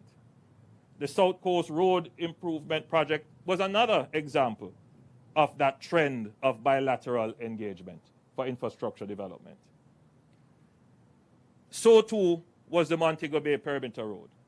It was engaged to be done bilaterally. This administration looked at it, and we said our overriding economic obligation is to reduce debt. Why should we take on more debt when within our budget we would be able to finance the project over its life? Because the truth is that when we do put forward our capital budgets, there have been years when we don't spend all the capital budget. So we have fiscal capacity. We just need the projects and the efficient public sector bureaucracy to get them done. So we took a decision to change that developing trend of bilateral engagement. Now, China Harbor would have gone ahead and prepared for the project. They would have expended resources, and in good faith, they would have had all expectation to move ahead with the project. We changed in midstream. We took a mature decision in Jamaica's best interest to finance the project from our fiscal resources in the same way that we have financed this project here that we are opening today from our fiscal resources. So, having done that, and having now put in place a process that is more transparent, that will ensure that the average person, if you want to hear what the negotiations about, those issues will be made public. Under the other regime, you would not know, because more than likely there would have been some non-disclosure and other kinds of agreements in the contract bilaterally that would prevent such disclosures. So this is a far better arrangement than the previous arrangements that existed. Far better arrangement. And in terms of ensuring that we keep good faith, this is also a good arrangement. Because in dealing diplomatically, you must ensure that there is good faith. Having said that, whether or not the project was funded directly through the budget of the government of Jamaica or funded through loans, the project would have significant subcontracting components. And so our local contractors will stand to benefit significantly. In fact, that will be part of our general thrust and negotiation to ensure that our local contractors get a significant portion of the work. And in the same way as we did under Mid-P and under the South Coast Road Improvement Project, it won't be Fred and Company selection. There will be a process of limited tenders where 4 or 5 or 6 or a group of contractors are asked to tender on components of the work. So there is a competitive element in the tendering process. So I am confident that all in all, we have put together an arrangement that is in the best interest of Jamaica. There are those whose sole existence, the only way that they have any credibility, any relevance, is to try to tear down the state and to tell you not to trust your government. Countries cannot work on low trust. Yes, you must be skeptical of your government, but you mustn't be cynical of your government.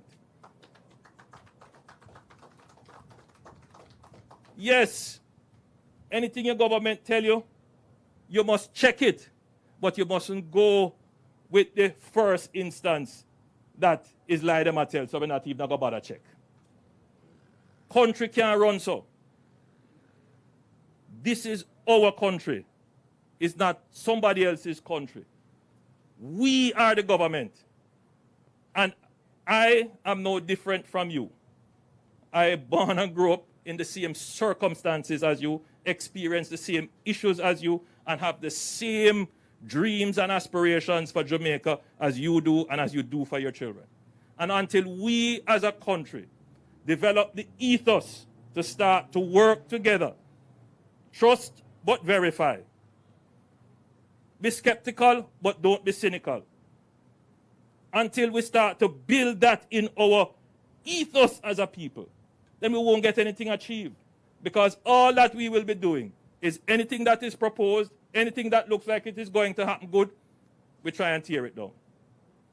And that is what is keeping us back as a people. Let us all work together in harmony as we open today Harmony Beach Park to make Jamaica that great place that we know it can be, the place of choice for you to live, work, raise your family, and retire in paradise. God bless you.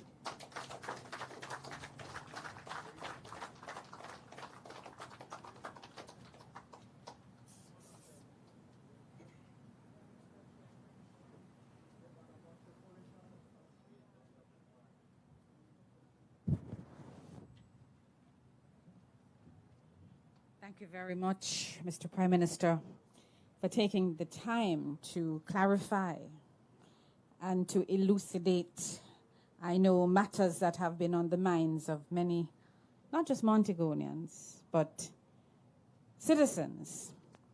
I have been keeping abreast in the media.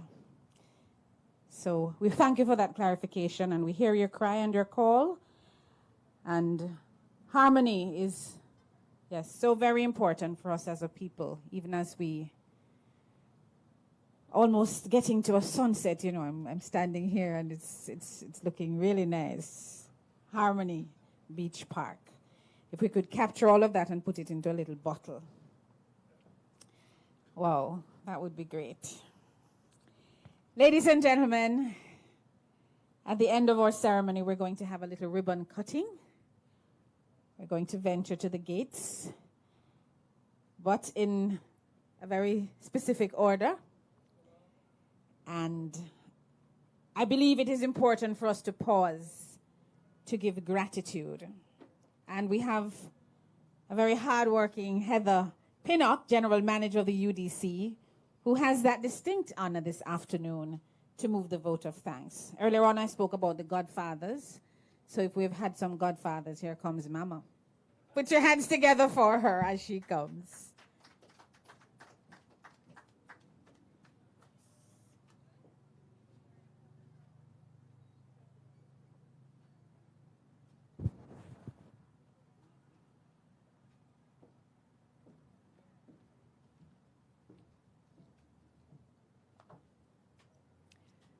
Ladies and gentlemen, good afternoon. It is indeed with a great sense of pride and much satisfaction that I am here today to express sincere gratitude to those who have worked hard and tirelessly to allow us the privilege of witnessing this milestone. Through the numerous stages of planning, implementation, and now completion and operation, I am proud to affirm the fact that we are all part of a great initiative which has improved the physical and will shape the social and economic landscape and enrich the lives of our citizens. Today, while it's not possible to thank every single person individually, it is my great pleasure to express appreciation to those who have in many ways contributed to the success of this project as well as today's event. This is not a win only for us as the Urban Development Corporation with our partners, but for the city of Montego Bay and by large for Jamaica. First of all and foremost, to our Prime Minister, we thank you for your unwavering support of the UDC and for taking the time to bring global focus and attention to Western Jamaica and specifically Montego Bay. And this is all within the context of your recognition of the national and global importance of climate resilience and public space. This gift you have allowed us to present will ensure that you are remembered in the annals of our history. To our Custos Rotularium, Bishop Conrad Pitkin, we appreciate your early and constant blessings on us. And then to the two main champions for Montego Bay, Deputy Prime Minister Chang and Minister Bartlett, you are champions for this city, and your remarks here indicate your passion and commitment to ensuring that Montego Bay renews itself and remains relevant in a globally competitive space, and that the people of Montego Bay will be taken care of for years to come. Next, I want to express special thanks to our Permanent Secretary, Ms. Audrey Sewell, and the team of the Ministry of Economic Growth and Job Creation, our Portfolio Ministry, and special thanks to the former CTD, Doreen Prendergast, and the current CTD, Yannick Watson. They are with us step by step in all the work we do. We want to extend thanks to our funding partners, the Ministry of Finance and the Ministry of Tourism through the Tourism Enhancement Fund, led today by their chairman, Godfrey Dyer, and Executive Director, Kerry Wallace, and the entire TEF team. We're also grateful to the Inter-American Development Bank for their support in preparing some of the groundwork for this project. Without you, none of this would have been possible. Join me also in showing appreciations and saying congratulations to our partners at the St. James Municipal Corporation, led by His Worship, the Mayor, Councillor Leroy Williams, and the councillors of Montego Bay and St. James, and a special big up to Senator Sinclair, who has been a champion for this project. Also, for the St. James Municipal Corporation, I want to recognize for the technical and planning support the CEO, Mr. Gerald Lee, and the Director of Planning, Mr. Trevion Manning, and his team, for all of the work they've given us, the support they've given us in the implementation of this project. Thanks go also to our contractors, M&M Jamaica, led by Mr. Donald and Richard Mullings, who have worked fervently, even throughout the COVID-19 pandemic, to create this beautiful project. I must also acknowledge the Public Investment Management Secretariat, PIMSEC, led by its Principal Director, Ms. Anita Lewis, and her team, for all they have done to support us. Other agencies include the National Works Agency, led by CEO Everton Hunter and team, National Water Commission, led by President and CEO Mark Barnett and team, the National Environment and Planning Agency, led by CEO Peter Knight and team, the Jamaica Fire Brigade, led by Commissioner Stuart Lloyd Beckford and team, the Jamaica Public Service, and the Jamaica Public Service. I also want to recognize the support we have received from various areas of Montego Bay. As mentioned a few times before, we have a Montego Bay Advisory Committee, which was previously led by UDC Director Mr. Winston Dare and is now led by Mr. Norman Brown. They have continued to guide us throughout all the work we do in Montego Bay. I also want to make special mention of the other members of Parliament in St. James who have also supported us along this journey, including Attorney General Mr. Marlene Marahu Fort, Minister Homer Davis, and Hewart Clark, the Member of Parliament. Special thanks go also to the Universal Service Fund, who have supported us, to Digicel and JPS, who have supported us with technology infrastructure. I also want to mention the Name the Park Steering Committee, led by Ms. Shernet Annan Rose, and the winners who aided us in selecting the final name for this park. Now I want to move to thanking the UDC. Special thanks to the Board of Directors and management of the Urban Development Corporation, both past and present. Chairman, Senator Braham, your guidance and enthusiasm for this specific project and the Corporation General remains unmatched. We could not express our gratitude without mentioning the exceptional team across the UDC group that has stepped up to the plate and worked tirelessly. This project is truly a reflection of the entire corporation. So bear with me while I thank them. I want to thank our teams and heads of department, including Ms. Loy Malcolm, who leads our technical team, who lead in the Sustainable Planning and Development, and all our team, led by Senior Project Manager Kerry Moore O'Connor, our Chief Architect Maxine Fisher-Castley, our Chief Engineer George Harty, our Chief Planner Ronald Brown, our Chief Project Manager, Major Peter Risden, our Senior Architect, Junior Thompson, and our Head of Natural Resources and Environmental Management, Ms. Sarah Simpson, along with the team that was here on site, led by Kemar Morris, Patrick Edwards, and Eglon Christie. I also want to thank the team that are about to take over the operations of this site, led by Mrs. Lisa Golding and our commercial team and subsidiary management team. She is well supported by our Montego Bay office, who has been busy in developing this project. That office is led by Omar Simpson, and we are supported by all the subsidiaries of the UDC, including Angela Strudwick, Collie Wallace, and Dina Shatry, and I want to make special mention of Ms. Farah Blake and the St. Anne Development Company, who have supported us with some of the build-out and maintenance work. I want to thank also Sherlock Glenister, who's the head of our corporate services, whose team has led in all those support, including the technology infrastructure, the ICT, procurement, and the security. The work we do could not proceed without them. They are the backbone of the UDC. I want to also recognize our General Counsel, Christy Reynolds, and the team, Omar Gray, who's in charge of finance, treasury and investment, and all of the finance team, Mr. Frank McCoy, who leads our team for COVID-19 response and recovery, who has led the charge with our protocols and prevention measures. I also want to thank Simone Duncan, Lorraine Frost, and our HR teams, who have made sure that we are properly staffed.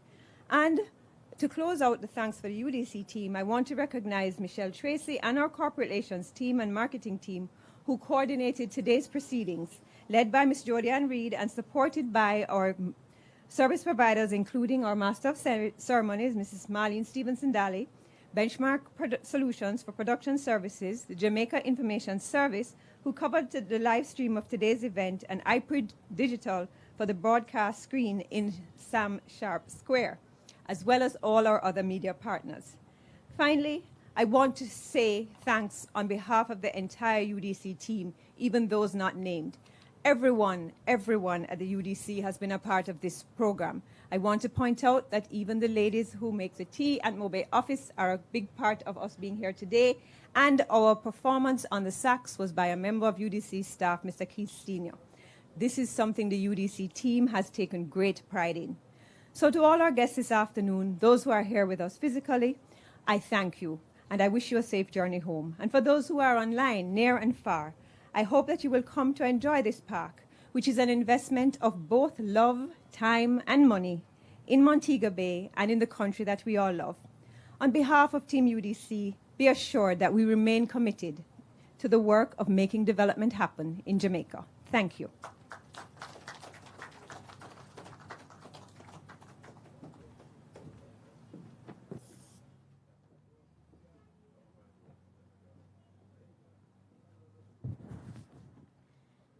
Ladies and gentlemen, may I have a round of applause for the UDC, committed to making development happen. And I think we can do better than that. What we have here today, we're celebrating, we make some noise and cheer them along. An investment of time, an investment of love, and of course, money, Jamaican money. All right. Thank you so much, Ms. Pinnock. And let me also just extend thanks to UDC and the Tourism Enhancement Fund, who collaborated again today to host this event and continue to work so very hard towards national development. We are going to get into a ribbon cutting exercise at this time, and I have a few instructions, and we will be bringing this event to a close in short order. We're having 3 photo opportunities. Of course, due to COVID-19 protocols, we can't all go to the gate together, so we're going to split it up. And only the Prime Minister will be in all photographs. We ask you to hold on to that ceremonial scissors, Mr. PM, and you won't cut that ribbon until the final photo op. So you will just take pictures for the first 2 groups.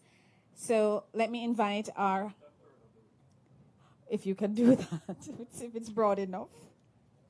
Okay, so let's invite our most honorable Prime Minister to proceed along with Dr. Chang, yes, and our Attorney General, Permanent Secretary Sewell, our Custos Rotalorum. Our ushers will assist you and take you to the spot. And Senator Sinclair, please join. Bishop Pitkin, our Custos, please join. And following behind Group 1, we give them an opportunity just to go along, and then we're going to ask Mr. Dare, MP Clark, Dr. Wallace, Ms. Pinnock, Mr. Mullings from M&M, and Honorable Homer Davis. Please, that will be for Group 2.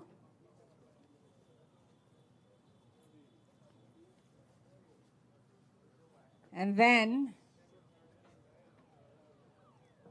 we give them a little opportunity to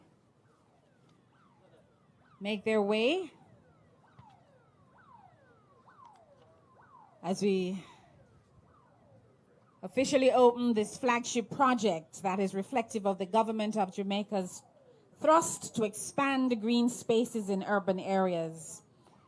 And again, congratulations to M&M Contractors, bringing this in to the tune of $1.3 billion through support from their primary funding partner. You heard it earlier on, the Tourism Enhancement Fund. And of course, the fund has committed some $600 million, and there are other funds coming in from other partners, including the UDC's parent ministry, the Ministry of Economic Growth and Job Creation, and the Inter-American Development Bank, the IADB. And of course, as I said earlier on, I remember being here in February 2019 for the groundbreaking activity. It was such a wonderful time that we had, an air of excitement and anticipation. And the completion would have been in February. Of course, we were not able to do the launch because of COVID-19. And the site was then handed over to the contractors. And now we are ready to roll. Our final group for the photo ops. Let's see, we have remaining our Prime Minister, Mayor of the City of Montego Bay, His Worship Councillor Leroy Williams, and Councillor Williams, you will be joined by Honorable Godfrey Dyer, as well as Chairman of UDC, Senator Ransford Braham. So those are the persons for the last photo op. And we invite them to, you will be ushered. Yes. We invite you to just usher them around to the side. It will take a little time to get to the main cutting area. Of course, for those persons joining us online, we did say earlier on that Harmony Beach Park is a free access public beach park, and the amenities include 16 acres. It's a park with a beach, and that's so unique. Of course, there are lawn areas where when things get back to normalcy, I anticipate that families will be able to come and spread their towels and have a little picnic here or a little picnic there and really enjoy the amenities. 600 meters of jogging trail, which I would, yes, I think I'll be able to utilize that.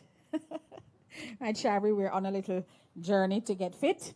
Of course, there are gazebos and there's food and retail shops that will be here as well. We have 2 children's play area with play equipment and a promenade and seat wall along the beach side.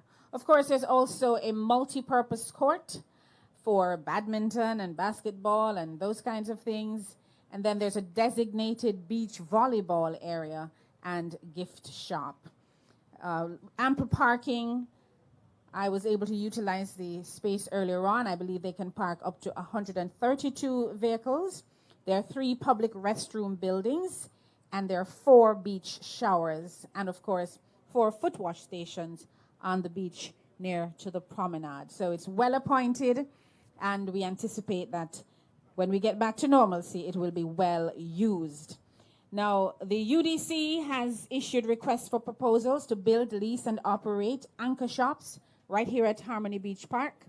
And we told you earlier as well that the spaces range from 3,200 square feet to 5,000 square feet in size. And they are inviting qualified businesses, if you're into food and beverage, retail and merchandising, entertainment, or any other type of light commercial enterprise. You can respond to their request for proposals, and you can get further information if you're interested at www.udcja.com/business-opportunities. That's www.udcja.com/business-opportunities. And this opportunity is open for anyone, for any applications, and I would recommend that you do so now. Also here at Harmony Beach Park, we have some commercial spaces. There are 13 commercial spaces, and they're approximately 220 square feet to 750 square feet each. They're suitable for food and other retail activities. 8 food court shops and 5 main building shops. And of course, that opportunity went to market earlier on, and I believe they will be going to market again. For those, I think the offer has been closed due to very, very strong response. All right, just capping things for you this afternoon. And of course, taking the time to thank you for joining us online for the opening of the Harmony Beach Park. It has been my pleasure hosting this event. I close with a word from the Prime Minister. You heard him say it earlier on, and if you didn't, I'll just reiterate. This park is free access to persons coming in, but of course, it's not for free. Because as they say, as my granny would say, somebody has to pay. There has to be monies expended for maintenance, and while some of the commercial activities may bring in some funds which will be able to take care of some of the expenses, you can well imagine it will not take care of all. So what I want to do is to implore Montegonians, implore persons from the parish of St. James and those that will come from other parishes to enjoy the amenities in the future, to take good care of it. Do what you have to do to maintain this place as well for the next generation and the next. We all have a role to play, and I encourage us to play our part. Thanks again. And for those who joined us, whether it was on the UDC or the JIS YouTube, it has been my pleasure. My name is Marlene Stevenson Daly. Good afternoon and Godspeed.